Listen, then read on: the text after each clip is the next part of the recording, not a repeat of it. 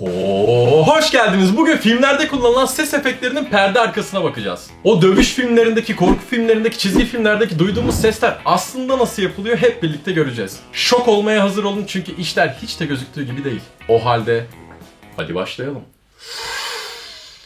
Özellikle Star Wars'taki o lazer silahlar, o piu piu çıkan sesler nasıl yapılıyor dersiniz? Bir adet metal yay ve bir tane karton bardakla.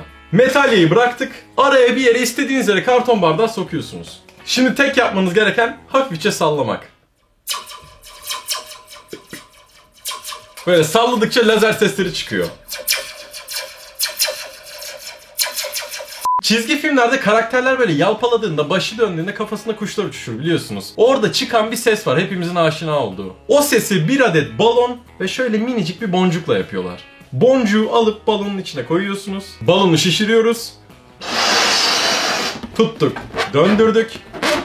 Hava kaçırmasın diye. Şimdi balonu çevirme vakti.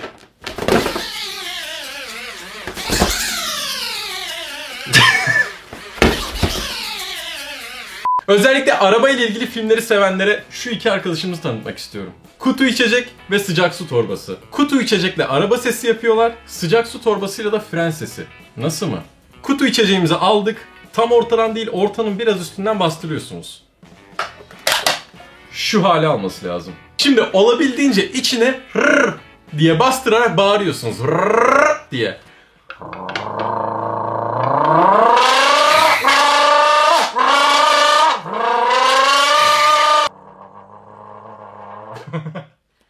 İzlediğimiz aksiyon filmlerindeki silah sesleri bir adet kağıt ve bir tane kalemle yapılıyor.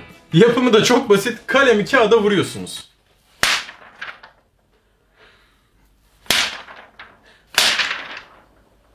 Dövüş filmlerinin olmazsa olmazı. Kemik kırma, boyun kırma, öyle bel kırma, çıtırdatma gibi her şeyin sorumlusu pırasa.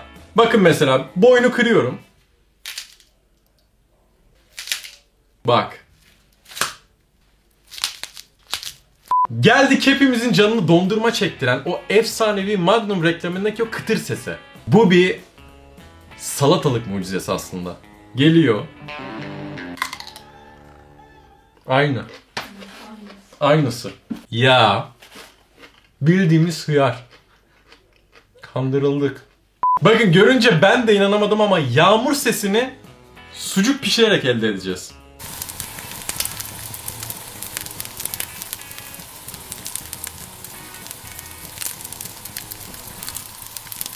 Korku filmlerinde bizi ürperten seslerin olmazsa olmazı elektrik süpürgesi borusu. Bakın bir ucunu size yaklaştırıyorum daha iyi duymanız için.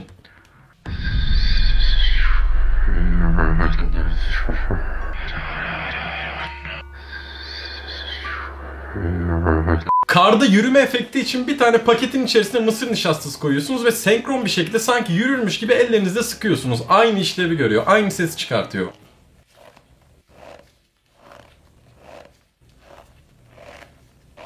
Kuşların kanat çırpma sesini 2 adet deri eldivenle birebir taklit edebiliyoruz. Aldık, sanki bir kuş gibi çırpıyoruz.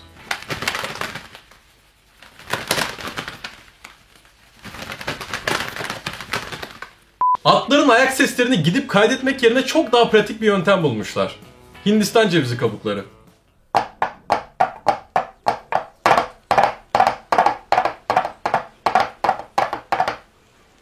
Bakın o sıklıkla duyduğumuz kalp atışı sesini biliyorsunuz. diye. Bunu tişörtlerle hallediyorlar. Şöyle ki tişörtümüzü yan çeviriyoruz. Gergin bir şekilde tutuyoruz. Ve sağa sola eş zamanlı çekiştiriyoruz.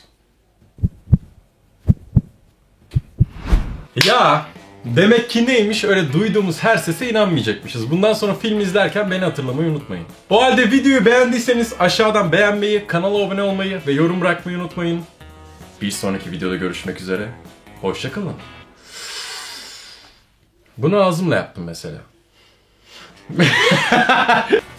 Bu efekt değil. Bu değil.